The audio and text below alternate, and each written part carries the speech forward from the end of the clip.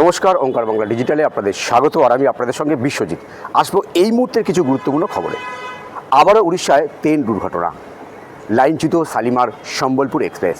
জানা গিয়েছে সম্বলপুর স্টেশন ঢোকার আগেই ট্রেনের জেনারেল বগি লাইনচ্যুত হয়ে যায়।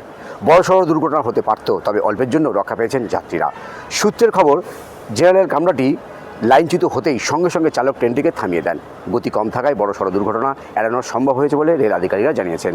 আপাতত সম্বলপুর শাখার ট্রেন পরিষেবা বিঘ্নিত হয়েছে। একদিকে যখন উপরাষ্ট্রপতি পদ থেকে জগদীপ ধনকরের আচমকা ইস্তফা দেওয়া নিয়ে বিতর্ক চলছে, তার মধ্যে নতুন উপরাষ্ট্রপতি নিয়ে অঙ্ক কষা শুরু করেছে বিজেপি। প্রাথমিকভাবে জানা যাচ্ছে এবার উপরাষ্ট্রপতি পদে এনডিএ শরিক দলের কোনো বর্ষিয়ান নেতাকে বসানো হতে পারে, কিন্তু বিজেপি সূত্রে যে সম্ভাবনা খারিজ করে দেওয়া হয়েছে। তবে বিজেপি সূত্রে এই সম্ভাবনা খারিজ করে দেওয়া হয়েছে। সূত্রের দাবি, উপরাষ্ট্রপতি হিসাবে এমন কাউকে বাছাই করা হবে যিনি বিজেপির মূল ধারার সঙ্গে যুক্ত। এই ধরনের আরও আপডেট খবর পেতে অবশ্যই করে আপনার চোখ রাখুন ওঙ্কার বাংলা ডিজিটালে।